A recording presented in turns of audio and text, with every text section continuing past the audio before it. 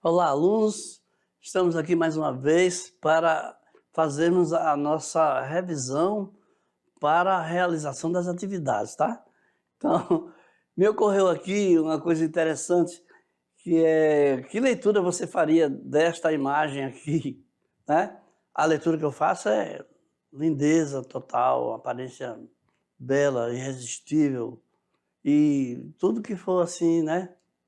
Up, né? Mas então vamos lá para a nossa aula aí, vamos começar a ver a nossa revisão para a realização das atividades. Vamos lá? Ok. Nossa aula sobre leitura das imagens, né?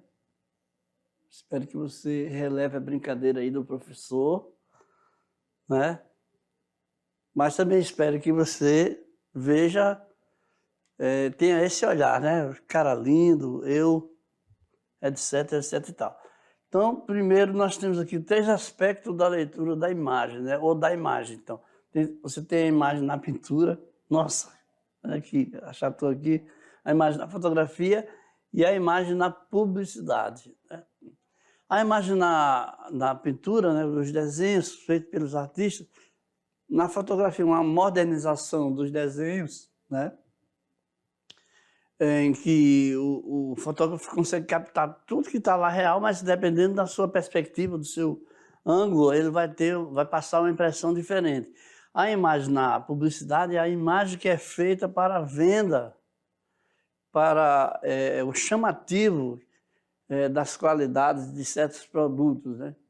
Então nós estamos vendo aqui a apresentação de uma imagem relativa à culinária, né? Um prato característico. E então vamos lá. Então vamos relembrar aqui aquele roteiro que foi colocado aí para a leitura da imagem. Segundo Robert William Ott, da Penn State University, você deveria descrever, observar, analisar, fazer uma leitura formal, interpretar, aí é pessoal, e fundamentar. Aí sim, você tem que ir atrás do artista, de mais detalhes, para poder você contextualizar, ver a época, em que condições ele produziu, como foi aquilo lá, a ideia, de onde... Às vezes tem até explicações do próprio autor que você pode incorporar à sua interpretação final, né? Ao resultado de sua leitura da imagem.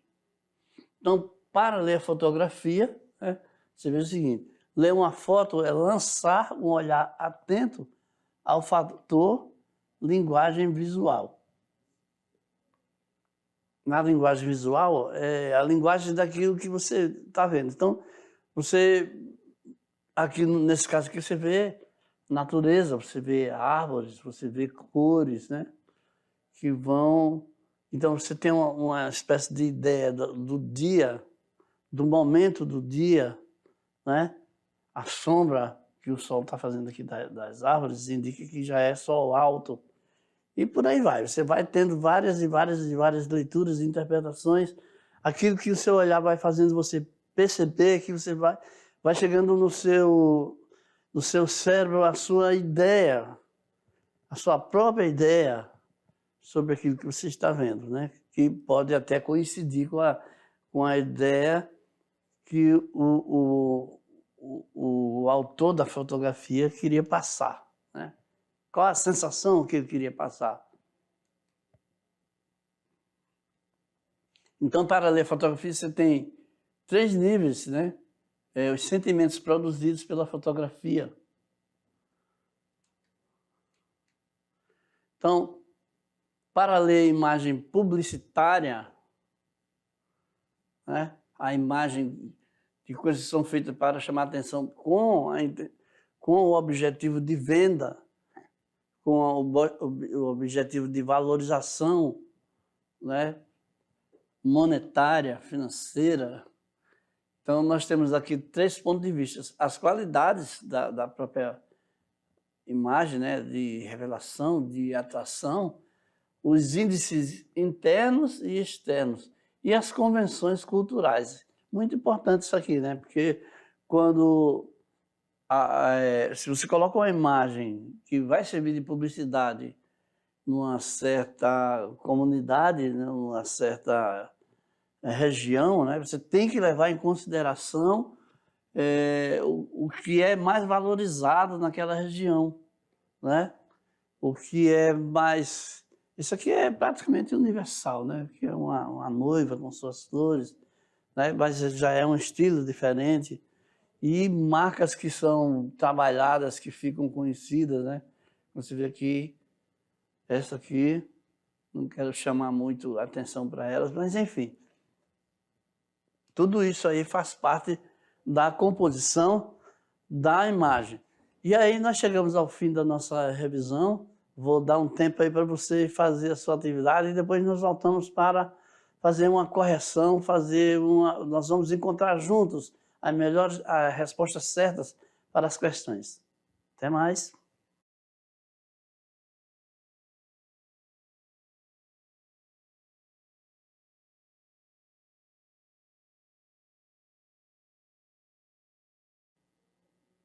Voltamos, então vamos para a nossa atividade que vocês fizeram há pouco aí, né? Vamos ver cada uma delas, tirando as dúvidas, né? E então, na questão de número 1, temos aqui, no slide aqui, o Sebastião Ribeiro Salgado é um fotógrafo brasileiro, nascido em Aimorés, Minas Gerais. Só que ele correu o mundo, né? E em Paris ele fotografou acontecimentos sociais e políticos, tanto na Europa quanto na África. Acerca de seu trabalho na América Latina, entre 77 e 84, está correto afirmar que ele documentou. Então temos aqui o que a gente viu na aula, né? Condições de vida dos imigrantes, condições de vida dos escravos, condições de vida dos brasileiros, condições de vida dos imigrantes japoneses, as condições de vida dos japoneses e dos camponeses e dos índios. Então, nós vimos aí que foram as condições de vida dos camponeses e índios. Está aqui a nossa resposta aqui destacada aqui.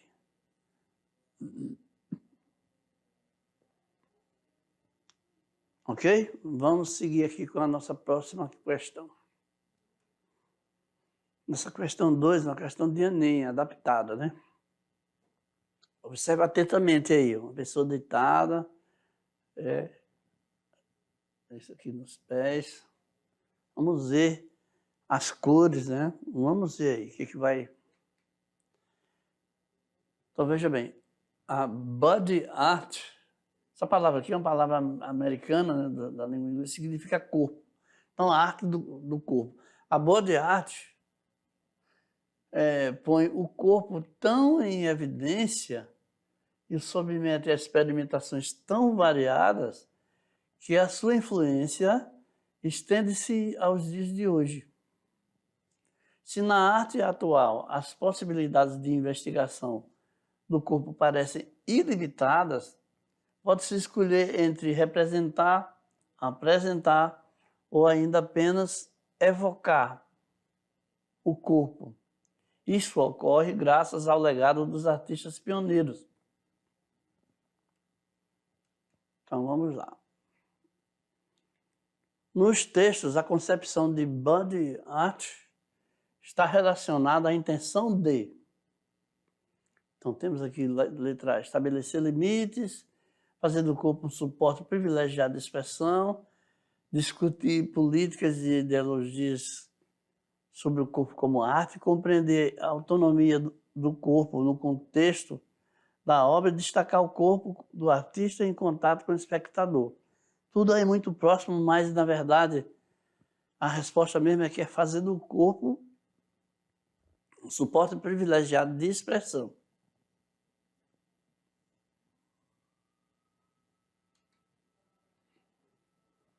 Na questão de número 3, também adaptada do Enem,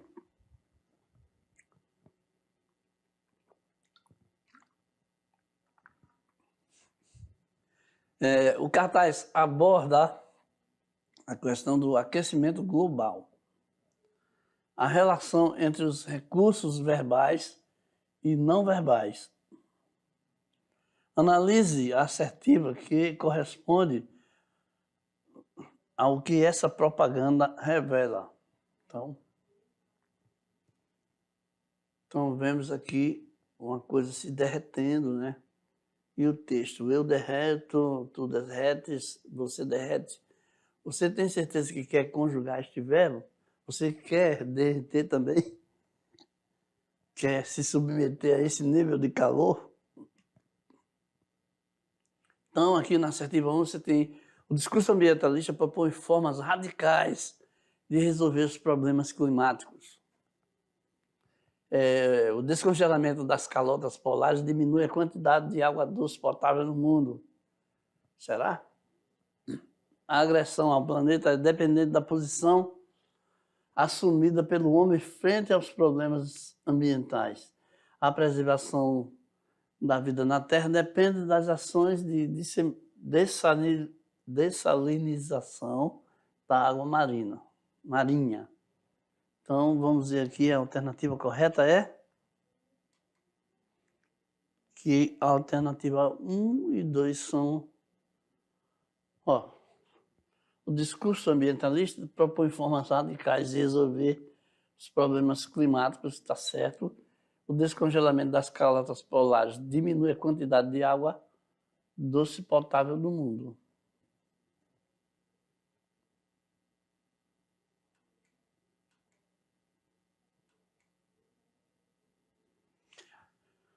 Questão 4. As imagens são chamadas de representações porque são criadas e produzidas pelos seres humanos. As representações visuais são artificialmente criadas, necessitando de habilidades e instrumentos, suportes, técnicas e tecnologias. Em relação aos tipos de imagem, relaciona a primeira coluna de acordo com a segunda. Então, temos aqui imagens em si, imagens figurativas e imagens simbólicas. Então, reproduzem a aparência das coisas, é utilizado apenas como meio para representar algo que não é visualmente acessível, são aquelas mais abstratas, tons, cores, luzes e sombras, manchas, funcionam como duplos, porque transpõem para o plano bidimensional réplicas dos objetos pré-existentes. Então, a gente vai ver que a sequência correta é 3, 2, 1. Vamos ver aqui. 3. Imagens simbólicas reproduzem a aparência das coisas. São utilizadas apenas como meio para representar algo que não é visualmente acessível. Simbólicas aqui. As imagens figurativas são aquelas mais abstratas, né? Sons, luz, tons, cores, manchas, né? É isso? Vamos lá. E as imagens simbólicas funcionam como duplos porque é o contrário. Vamos ver aqui. Vamos analisar. É isso aí, é o contrário, está certo. Aqui é a figura 1, vamos lá. Vamos corrigir de maneira certa. E aqui é o 2. Opa, vamos lá. Aqui, pronto. 3, 1, 2. As imagens em si são aquelas mais abstratas, em tons, com revelações, gradação de tons, cores, luzes, sombras. E as imagens figurativas funcionam como duplos. Nós vimos isso na nossa aula, né? Porque transpõe para o plano bidimensional réplicas de objetos pré-existentes. Ok? Na questão de número 5, temos o seguinte.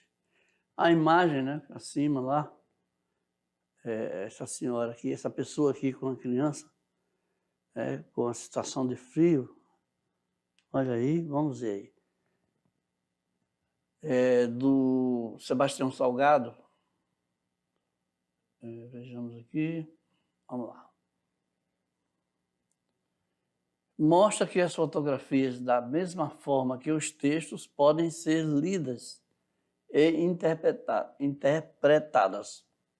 A opção de colocar no primeiro plano figuras humanas provoca no espectador uma atitude de questionamento sobre a austeridade da natureza, admiração pela beleza do cenário, surpresa pelo jogo de luz e sombra, mobilização para combater as injustiças sociais e reflexão sobre o desamparo e fragilidade. Algumas dessas assertivas aí dependem de interpretação pessoal, não é verdade? Então, provoca, pelo menos eu acho que essa é a intenção do Sebastião, né? De provocar uma mobilização para combater as injustiças sociais, né? No caso, essas pessoas aí totalmente desalentadas, totalmente abandonadas, né? Mas também a gente vê que pessoas num ambiente desse assim estão aí cercadas de uma certa presença forte da natureza, né? Então, vamos aqui ver a questão de número 6. Na questão de número 6, diante de tudo que você ouviu, do que você viu, do que você leu, para você, né, a sua impressão pessoal, o que significa ler imagens? Qual é a sua interpretação? O que você entendeu? Pode ficar totalmente livre para dar a sua opinião. Porque é tão importante ler imagens. Aí você argumenta, né? Então vamos aqui conversar aqui um pouquinho nós, né? Sobre o significado de ler uma imagem. Por que isso é tão importante? Porque, assim, se você não entende o que você está vendo, graças à sua interpretação, à sua leitura, o seu entendimento das mensagens do mundo que nos cerca, que você vai se proteger, vai se defender, vai se posicionar, que você vai se colocar diante de várias questões. Um exemplo assim bem fácil, bem prático, se você chega diante de um sinal e tem ali as 3 cores, e você não sabe entender que quando o sinal está vermelho, não passa carro, e você pode seguir, pode passar, né? Que é uma leitura, já tem uma certa complexidade aí. E se o sinal estiver verde, os carros vão passar. Então a sinalização lá não é para as pessoas exatamente, e sim para os carros. Mas você também pode se utilizar dessa leitura, desse entendimento, porque você aproveita para passar quando o sinal está vermelho para os carros não passarem. Leitura de imagens, leitura de símbolos, leitura e interpretação das coisas que nos cercam, do mundo que nos cerca. Então você veja que isso aqui é apenas um fragmento, uma ideia que eu estou falando para você da importância daquilo que nos cerca, né? De ler a imagem, de fazer a sua interpretação. Então você precisa treinar bastante para fazer a leitura correta, a leitura, pelo menos a leitura comum, e depois você evolui para a sua própria interpretação, ok? Uma sugestão de resposta aqui para a nossa questão, um padrão de resposta, vamos ver, que é o seguinte: ler significa compreender a mensagem da imagem ou seu discurso. No mundo contemporâneo, vivemos cercados de imagens visuais por todos os lados. Das indicações de trânsito, às propagandas, os ícones de computador, a imagem televisiva e cinematográfica, e aos grafites, as pichações, decalques, são muitas, né? Nos muros, enfim, a imagem parece prevalecer em nossa vida. Por isso é tão necessário ler a imagem, ok? Chegamos então, gente, ao fim da nossa aula. Espero que vocês tenham entendido muito bem a importância da leitura da imagem e até a próxima aula. Então, tchau!